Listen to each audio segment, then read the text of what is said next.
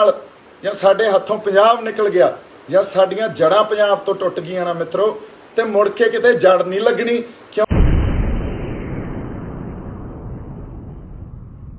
ਦੀ ਲੜਾਈ ਪੰਜਾਬ ਦੀ ਲੜਾਈ ਆ, ਪੰਜਾਬ ਦੀ ਧਰਤੀ ਵਾਸਤੇ ਲੜ ਰਹੇ। ਸਤਿ ਸ਼੍ਰੀ ਅਕਾਲ ਜੀ, ਦੁਬਾਰਾ ਤੁਹਾਡੇ ਰੂਬਰੂ ਹੋਇਆ ਇਸ ਕਰਕੇ ਜਿਨ੍ਹਾਂ ਨੇ ਮੈਨੂੰ ਇਹ ਗੱਲ ਕਹਿਣੀ ਬਣਦੀ ਸੀ, ਕਿਉਂਕਿ ਬਹੁਤ ਸਾਰੇ ਮੇਰੇ ਜਿਹੜੇ ਬੇਲੀ ਮਿੱਤਰ ਬਾਈ ਆ ਉਹਨਾਂ ਨੇ ਮੈਨੂੰ ਬਹੁਤ ਸਾਰਾ ਸਾਥ ਤੇ ਪਿਆਰ ਦਿੱਤਾ। ਮੈਂ ਉਹਨਾਂ ਦਾ ਬਹੁਤ ਬਹੁਤ ਧੰਨਵਾਦੀ ਹਾਂ। ਪਰ ਇੱਕ ਗੱਲ ਮੈਂ ਤੁਹਾਨੂੰ ਕਹਿਣਾ ਚਾਹਣਾ ਜਿਹੜੀ ਬਹੁਤ ਜ਼ਰੂਰੀ ਆ, ਯਾਦ ਰੱਖਿਓ, ਸਾਡੀ ਲੜਾਈ ਪੰਜਾਬ ਦੀ ਲੜਾਈ ਆ, ਪੰਜਾਬ ਦੀ ਧਰਤੀ ਵਾਸਤੇ ਲੜ ਰਹੇ ਆ। ਕਿਉਂਕਿ ਇੱਕ ਹੋਰ ਗੱਲ ਜਿਹੜੀ ਮੈਂ ਲਿਖੀ ਆ ਆਪ, ਇਹ ਤਖਤ ਵੀ ਉਹੀ ਆ ਤੇ ਇਹ ਤਾਜ ਵੀ ਉਹੀ ਆ, ਇਹ ਸਾਜ ਵੀ ਉਹੀ ਆ ਤੇ ਰਾਗ ਵੀ ਉਹੀ ਆ, ਸਿਰਫ ਚਿਹਰੇ ਬਦਲੇ ਨੇ, ਇਹ ਰੂਹਾਂ ਉਹੀ ਨੇ। ਪਰ ਇਹਨਾਂ ਨੂੰ ਇਹ ਨਹੀਂ ਪਤਾ ਸਾਡੇ ਗਾਟੇ ਉਹੀ ਨੇ ਜੇ ਤੁਹਾਡੀ ਤਲਵਾਰ ਵੀ ਉਹੀ ਆ। ਸੋ ਸਾਡੀ ਲੜਾਈ ਸਾਡੀ ਧਰਤੀ ਖਾਤਰ ਆ, ਸਾਡੀਆਂ ਜੜ੍ਹਾਂ ਖਾਤਰ ਆ, ਸਾਡੇ ਪੰਜਾਬ ਖਾਤਰ ਆ। ਇਹ ਗੱਲ ਮੈਂ ਸਾਰੇ ਪੰਜਾਬੀਆਂ ਨੂੰ, ਸਾਰੇ ਮੇਰੇ ਬੇਲੀ ਮਿੱਤਰਾਂ ਨੂੰ ਇੱਕ ਗੱਲ ਕਹਿਣੀ ਚਾਹਣਾ ਵੀ ਤਗੜੇ ਹੋ ਜਾਓ। ਸਾਨੂੰ ਆਪਦੇ ਆਪ ਨੂੰ ਇੰਟਲੈਕਚੁਅਲੀ ਵੀ ਉੱਤੇ ਚੱਕਣਾ ਤੇ ਸਾਨੂੰ ਇਹ ਗੱਲ ਵੀ ਸਮਝਣੀ ਆ ਵੀ ਜੇ ਪੰਜਾਬ ਨਾਲ ਜਾਂ ਸਾਡੇ ਹੱਥੋਂ ਪੰਜਾਬ ਨਿਕਲ ਗਿਆ ਜਾਂ ਸਾਡੀਆਂ ਜੜ੍ਹਾਂ ਪੰਜਾਬ ਤੋਂ ਟੁੱਟ ਗਈਆਂ ਨਾ ਮਿੱਤਰੋ, ਤੇ ਮੁੜ ਕੇ ਕਿਤੇ ਜੜ ਨਹੀਂ ਲੱਗਣੀ। ਕਿਉਂਕਿ ਆਪਦੀ ਧਰਤੀ ਨਾਲ, ਸਾਡੀਆਂ ਜੜ੍ਹਾਂ ਨਾਲ ਸਾਡਾ ਬਹੁਤ ਕੁਝ ਜੁੜਿਆ ਹੁੰਦਾ। ਸੋ ਇਸ ਕਰਕੇ ਜਿਹੜੇ ਸਾਡੇ ਗੁਰੂ ਸਾਹਿਬਾਨ ਆ ਉਹਨਾਂ ਨੇ ਸਾਨੂੰ ਆਦਰਸ਼ ਦਿੱਤੇ ਆ। 10ਵੇਂ ਪਾਤਸ਼ਾਹ ਨੇ ਜਿਹੜੀ ਸਾਨੂੰ ਇੱਕ ਤੁਸੀਂ ਕਹਿ ਲਓ ਵੀ ਸਾਡੇ ਅੰਦਰ ਗੁੜਤੀ ਦਿੱਤੀ ਆ, ਉਹ ਛਿਣ ਗਲਾਈ ਆ, ਉਹਨੂੰ ਅਸੀਂ ਜਿਉਂਦੇ ਰੱਖਣਾ। ਮੈਂ ਕਿਤੇ ਅੱਲਾ ਯਾਰ ਖਾਨ ਜਿਹੜੇ ਬਹੁਤ ਵੱਡੇ ਇੱਕ ਸ਼ਾਇਰ ਹੋਏ ਆ ਉਹਨਾਂ ਦਾ ਇੱਕ ਨਜ਼ਮ ਪੜ੍ਹ ਰਿਹਾ ਸੀ 10ਵੇਂ ਪਾਤਸ਼ਾਹ, ਤੇ ਉਹਨਾਂ ਨੇ ਲਿਖਿਆ ਵੀ ਕਰਤਾਰ की सौगंध है, नानक की कसम है, जितनी भी तारीफ करूं गुरु गोबिंद की कम है, पुरजोर मेरे हाथ में हर चंद मेरे हाथ में पुरजोर कलम है, सतगुर के लिखूं वसफ कहाँ ताबे रकम है। ਤਾਂ ਇਹ ਗੱਲ ਆ, ਫਿਰ ਇਹ ਉਹ ਸਤਗੁਰ ਦੀ ਗੱਲ ਆ, ਉਹਨਾਂ ਦੀ ਚਿਣਗਾ ਸਾਡੇ ਅੰਦਰ। ਸੋ ਮੈਂ ਜਿਵੇਂ ਤੁਹਾਨੂੰ ਕਿਹਾ, ਇਹ ਤਖਤ ਵੀ ਉਹੀ ਆ ਤੇ ਤਾਜ ਵੀ ਉਹੀ ਆ, ਇਹ ਸਾਜ ਵੀ ਉਹੀ ਆ ਤੇ ਰਾਗ ਵੀ ਉਹੀ ਆ, ਸਿਰਫ ਚਿਹਰੇ ਬਦਲੇ ਨੇ, ਇਹ ਰੂਹਾਂ ਉਹੀ ਨੇ। ਪਰ ਇਹਨਾਂ ਨੂੰ ਨਹੀਂ ਪਤਾ ਸਾਡੇ ਗਾਟੇ ਉਹੀ ਨੇ ਜੇ ਤੁਹਾਡੀ ਤਲਵਾਰ ਵੀ ਉਹੀ ਆ। ਤਾਂ ਕੋਈ ਗੱਲ ਨਹੀਂ ਬਾਈ, ਖੜੇ ਆ ਆਪਾਂ, ਤੁਹਾਡਾ ਸਾਥ ਚਾਹੀਦਾ। ਤੁਸੀਂ ਖੜੇ ਹੋ, ਮੈਂ ਖੜਾ, ਮੈਂ ਖੜਾ, ਤੁਸੀਂ ਖੜੇ ਹੋ। ਸੋ ਇਸ ਕਰਕੇ ਅਸੀਂ ਆਪਦੀਆਂ ਜੜ੍ਹਾਂ ਨੂੰ ਨਹੀਂ ਛੱਡਣਾ, ਉਹਨਾਂ ਨੂੰ ਹਰੇ ਰੱਖਣਾ। ਤੇ ਸਾਡੇ ਜਿਹੜਾ ਧਰਤੀ ਨਾਲੋਂ ਜੇ ਅਸੀਂ ਵੱਖ ਹੋ ਗਏ ਤਾਂ ਬੜਾ ਕੁਝ ਖੁਰ ਜਾਣਾ। ਇਹ ਗੱਲ ਯਾਦ ਰੱਖਿਓ। ਇਹ ਗੱਲ ਪੰਜਾਬ 'ਚ ਰਹਿੰਦੇ ਹਰ ਸ਼ਖਸ ਲਈ ਆ, ਹਰ ਉਸ NRI ਲਈ ਆ ਜਿਹੜਾ ਉਸ ਧਰਤੀ ਨੂੰ ਬਿਲੋਂਗ ਕਰਦਾ। ਹਰ ਸ਼ਖਸ ਦੀ ਗੱਲ ਕਰਦਾ ਮੈਂ, ਇਹਦੇ 'ਚ ਕੋਈ ਜਮਾਤ, ਧਰਮ ਜਾਂ ਇਸ ਗੱਲ 'ਚ ਕੋਈ ਹੋਰ ਦਰਜਾ ਬਦਰਜੀ ਨਹੀਂ ਆਉਂਦੀ।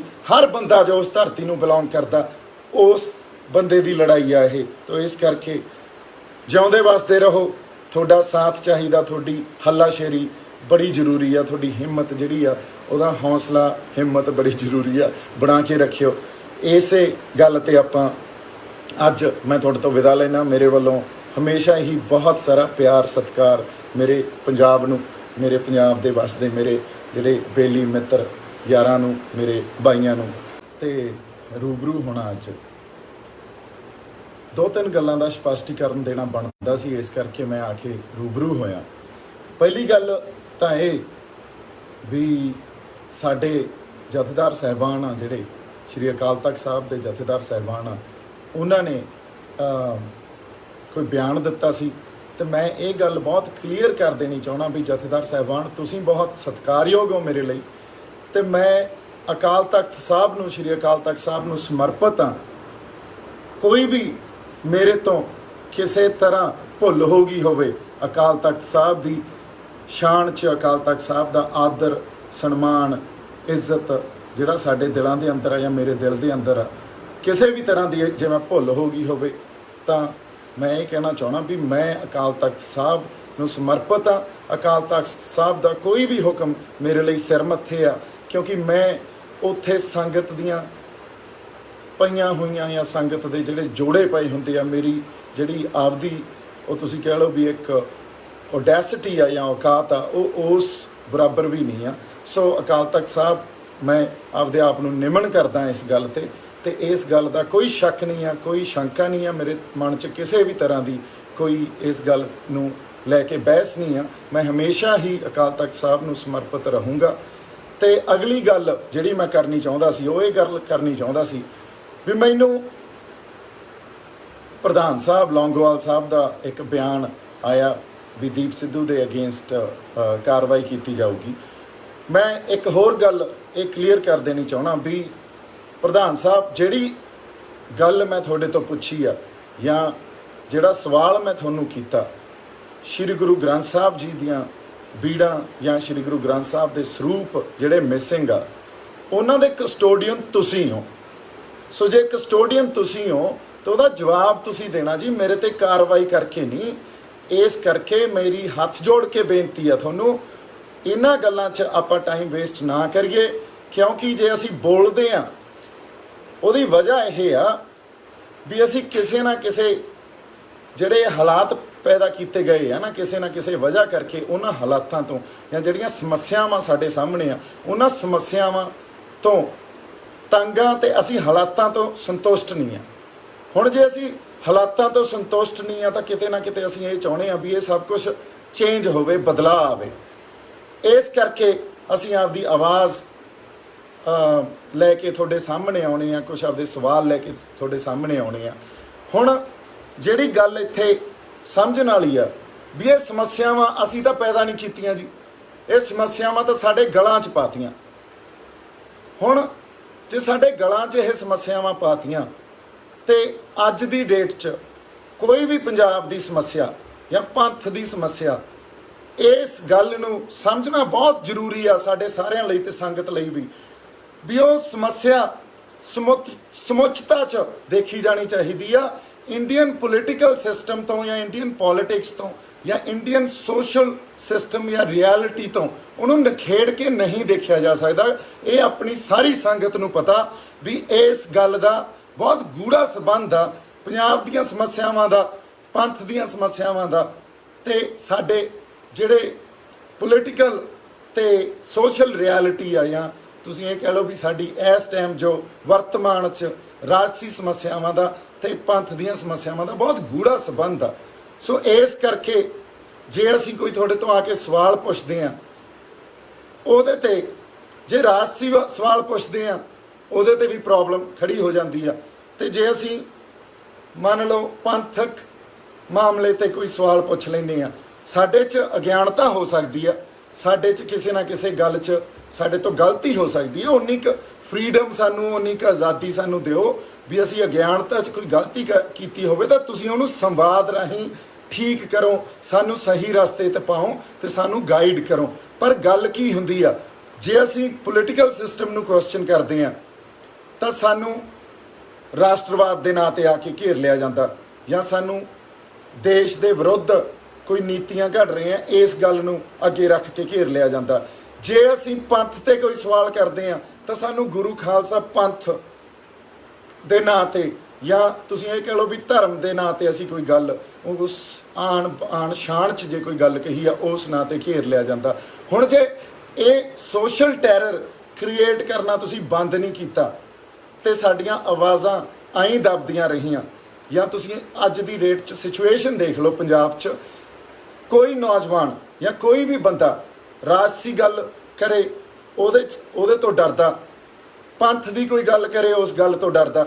ਅਸੀਂ ਸਾਡੇ 'ਚ ਅਗਿਆਨਤਾ ਜ਼ਰੂਰ ਹੈ ਜੀ, ਸਾਡੀਆਂ ਜਿਹੜੀਆਂ ਅੰਦਰ ਸਾਡੇ ਦਿਲ ਦੀਆਂ ਭਾਵਨਾਵਾਂ ਉਹ ਮਾੜੀਆਂ ਨਹੀਂ ਆ, ਸਾਡੇ ਅੰਦਰ ਸਿਰਫ ਦਰਦ ਆ, ਆਪਦੀ ਧਰਤੀ ਲਈ ਦਰਦ ਆ, ਪੰਜਾਬ ਦੇ ਲੋਕਾਂ ਲਈ ਦਰਦ ਆ, ਪੰਥ ਲਈ ਦਰਦ ਆ। ਇਸ ਲਈ ਕੋਈ ਸਵਾਲ ਤੁਹਾਡੇ ਸਾਹਮਣੇ ਲੈ ਕੇ ਆਏ ਸੀ। ਕਿਸੇ ਵੀ ਤਰ੍ਹਾਂ ਕਿਸੇ ਨੂੰ, ਕਿਸੇ ਦੇ ਦਿਲ ਨੂੰ ਜਾਂ ਅਦਰਵਾਈਜ਼ ਕਿਸੇ ਵੀ ਤਰ੍ਹਾਂ ਠੇਸ ਪਹੁੰਚਾਉਣ ਦੀ ਕੋਈ ਗੱਲ ਨਹੀਂ ਸੀ, ਕਿਉਂਕਿ ਕਿਸੇ ਨਾ ਕਿਸੇ ਤਰ੍ਹਾਂ ਸਾਨੂੰ ਇਹ ਲੱਗ ਰਿਹਾ ਵੀ ਜਿਹੜੀਆਂ ਸਮੱਸਿਆਵਾਂ ਸਾਡੇ ਗਲਾਂ 'ਚ ਪਾਤੀਆਂ ਉਹਦਾ ਜਵਾਬ ਦਿਓ, ਉਹਦਾ ਹੱਲ ਕਰੋ ਹੁਣ। ਕਿਉਂਕਿ ਅਦਰਵਾਈਜ਼ ਜੋ ਮੈਂ ਸਾਰੀ ਇਹ ਚੀਜ਼ ਦੇਖਦਾ, ਜਦੋਂ ਇਹ ਮੈਂ ਸਾਰਾ ਵਰਤਾਰਾ ਦੇਖਦਾ, ਸਮੁੱਚਤਾ 'ਚ ਸਮਝਦਾ ਵੀ ਜੇ ਇੰਡੀਅਨ ਪੋਲੀਟੀਕਲ ਸਿਸਟਮ ਤੇ ਜਾਂ ਇੰਡੀਅਨ ਸੋਸ਼ਲ ਰਿਐਲਿਟੀ ਤੇ ਗੱਲ ਕਰੀਏ ਤਾਂ ਤੁਸੀਂ ਸੈਡੇਸ਼ਨ ਲਾਜ਼ ਇਨਵੋਕ ਕਰਨ ਲੱਗ ਜਾਂਦੇ ਹੋ ਸਾਡੇ ਅਗੇਂਸਟ, ਵੀ ਦੇਸ਼ ਧਰੋਹੀਆਂ ਵਾਲੀਆਂ ਗੱਲਾਂ ਕਰਦੇ ਹੋ ਜੀ, ਤੁਸੀਂ ਦੇਸ਼ ਦੇ ਟੁਕੜੇ ਕਰਾਓਗੇ। ਨਹੀਂ, ਐਸੀ ਕੋਈ ਗੱਲ ਨਹੀਂ ਹੋ ਰਹੀ। ਜੇ ਅਸੀਂ ਪੰਥ ਦੀ ਗੱਲ ਕਰੀਏ ਤਾਂ ਗੁਰੂ ਖਾਲਸਾ ਪੰਥ ਦੀ ਸ਼ਾਨ 'ਚ ਕੋਈ ਗੱਲ ਅਸੀਂ ਗਲਤ ਕਹਿਤੀ, ਇਹ ਗੱਲ ਹੋਣ ਲੱਗ ਜਾਂਦੀ ਹੈ ਜੀ ਅਸੀਂ ਝੂਠੇ ਆ, ਅਸੀਂ ਗੁਰੂ ਤੋਂ ਬੇਮੁਖ ਹਾਂ, ਜਾਂ ਸਾਨੂੰ ਸਾਡੇ ਗੁਰੂ ਸਾਹਿਬਾਨਾਂ ਦਾ ਡਰ ਨਹੀਂ ਆ। ਇਹੋ ਜੀ ਕੋਈ ਗੱਲ ਨਹੀਂ ਆ। ਗੁਰੂ ਸਾਹਿਬਾਨਾਂ ਤੋਂ ਇਲਾਵਾ ਸਾਡੇ ਪੱਲੇ ਕੀ ਹੈ ਜੀ? ਮੈਂ ਤਾਂ ਜਿਵੇਂ ਕਿਹਾ, ਗੁਰੂ ਘਰ 'ਚ ਜਿਹੜੇ ਸੰਗਤ ਦੇ ਜੋੜੇ ਪਏ ਹੁੰਦੇ ਆ, ਮੈਂ ਤਾਂ ਉਹਨਾਂ ਵਰਗਾ ਵੀ ਨਹੀਂ ਆ। ਸੋ ਪਰ ਜੇ ਸਾਡੀ ਆਵਾਜ਼ ਦਬਾਓਗੇ ਜਾਂ ਸਾਡੇ ਸਵਾਲਾਂ ਦਾ ਜਵਾਬ ਨਹੀਂ ਦਿਓਗੇ, ਫਿਰ ਨਾ ਇੱਕ ਅੰਗਰੇਜ਼ੀ ਦੀ ਇੱਕ ਤੁਸੀਂ ਇਹ ਕਹਿ ਲਓ ਇੱਕ ਥਿਊਰੀ ਆ, ਸਬਜੈਕਟ ਐਂਡ ਆਬਜੈਕਟ ਥਿਊਰੀ। ਹੁਣ ਇਹਦੇ 'ਚ ਸਬਜੈਕਟ ਤੇ ਆਬਜੈਕਟ ਨੂੰ ਸਮਝਣ ਦੀ ਕੋਸ਼ਿਸ਼ ਕਰਿਓ। ਸਬਜੈਕਟ ਕੌਣ ਹੁੰਦਾ? Subject is the one who knows and acts, and what is an object? Object is the one whose ਬਿਨ ਐਕਟਡ ਅਪੋਨ। ਮਤਲਬ ਸਬਜੈਕਟ ਉਹ ਆ ਜਿਹੜਾ ਕੋਈ ਗੱਲ ਐਕਟ ਕਰਦਾ, ਜਿਹੜੀ ਗੱਲ ਨੂੰ ਸਮਝ ਕੇ ਐਕਟ ਕਰਦਾ, ਤੇ ਆਬਜੈਕਟ ਉਹ ਆ ਜਿਹਦੇ ਤੇ ਐਕਟ ਕੀਤਾ ਜਾਂਦਾ। ਹੁਣ ਤੁਸੀਂ ਸਬਜੈਕਟ ਹੋ ਤੇ ਅਸੀਂ ਆਬਜੈਕਟ ਹੋਏ ਫਿਰਦੇ ਹਾਂ। ਸਾਡੇ ਨਾਲ ਜਦੋਂ ਤੁਸੀਂ the one who knows and acts, an object is the one who can be acted upon and also can be manipulated. ਤਾਂ ਇਹ ਗੱਲ ਆ ਵੀ ਇਹ ਸਬਜੈਕਟ ਆਬਜੈਕਟ ਥਿਊਰੀ ਇੱਥੇ ਪੈਦਾ ਕੀਤੀ ਗਈ ਆ। ਸਾਡੇ ਵੀ ਹੈਵ ਬਿਨ ਐਕਟਡ ਅਪੋਨ, ਸਾਨੂੰ ਤੁਸੀਂ ਜਿਵੇਂ ਮਰਜ਼ੀ ਵਰਗਲਾ ਸਕਦੇ ਹੋ, ਮੈਨੀਪੂਲੇਟ ਕਰ ਸਕਦੇ ਹੋ। ਤੇ ਜਿਹੜਾ ਤੁਸੀਂ ਆਹ ਦੇਖ ਲਓ ਵੀ ਵੋਟਾਂ ਦਾ ਆਧਾਰ ਹੀ ਇਹ ਆ। ਅੱਜ ਦੀ ਡੇਟ 'ਚ ਜਿੱਥੇ ਜਿੱਥੇ ਵੋਟਾਂ ਪੈਂਦੀਆਂ ਉਹਦਾ ਆਧਾਰ ਹੀ ਇਹ ਆ, ਜਿਹੜੀ ਪਾਰਟੀ ਲੋਕਾਂ ਨੂੰ ਮੈਨੀਪੂਲੇਟ ਸਭ ਤੋਂ ਵਧੀਆ ਢੰਗ 'ਚ ਮੈਨੀਪੂਲੇਟ ਕਰਨ 'ਚ ਕਾਮਯਾਬ ਹੋ ਜਾਂਦੀ ਆ, ਜਾਂ ਜਿਹੜੀ ਪਾਰਟੀ ਲੋਕਾਂ ਨੂੰ ਵਰਗਲਾਉਣ 'ਚ ਕਾਮਯਾਬ ਹੋ ਜਾਂਦੀ ਆ, ਉਹ ਪਾਰਟੀ ਜਿੱਤ ਜਾਂਦੀ ਆ। ਹੁਣ ਉਹ ਚਾਹੇ ਕੋਈ ਜਥੇਬੰਦੀ ਦੀਆਂ ਇਲੈਕਸ਼ਨਾਂ ਹੋਣ, ਉਹ ਚਾਹੇ ਸਟੇਟ ਇਲੈਕਸ਼ਨਸ ਹੋਣ, ਉਹ ਚਾਹੇ ਨੈਸ਼ਨਲ ਇਲੈਕਸ਼ਨਸ ਹੋਣ, ਇਹ ਤਾਂ ਆਪਾਂ ਸਾਰਿਆਂ ਨੂੰ ਪਤਾ। ਸੋ ਮੇਰੀ ਹੱਥ ਜੋੜ ਕੇ ਇਹੀ ਅਰਦਾਸ ਆ ਵੀ ਪੰਥ ਨੂੰ ਵੀ ਮੈਂ ਸਮਰਪਿਤ ਹਾਂ ਜੀ, ਤੇ ਸ਼੍ਰੀ ਅਕਾਲ ਤਖਤ ਸਾਹਿਬ ਨੂੰ ਵੀ ਸਮਰਪਿਤ ਹਾਂ। ਇਹ ਮੈਂ ਗੱਲ ਆਪਦੇ ਪੂਰੇ ਤਣੋਂ ਮਨੋਂ ਧਨੋਂ ਕਰ ਰਿਹਾ ਜੀ। ਕੋਈ ਮੇਰੇ ਤੇ ਕਿਸੇ ਤਰ੍ਹਾਂ ਦੀ ਇਹ ਗੱਲ ਨਹੀਂ ਆ ਵੀ ਮੈਂ ਪੰਥ ਦੀ ਸ਼ਾਨ 'ਚ ਜਾ ਕੇ ਕੁਝ ਕਹਾਂ ਜਾਂ ਸ਼੍ਰੀ ਅਕਾਲ ਤਖਤ ਸਾਹਿਬ ਦੀ ਸ਼ਾਨ 'ਚ ਕੁਝ ਕਹਾਂ। ਅਕਾਲ ਤਖਤ ਸਾਹਿਬ ਦਾ ਜੋ ਹੁਕਮ ਆ ਸਿਰ ਮੱਥੇ।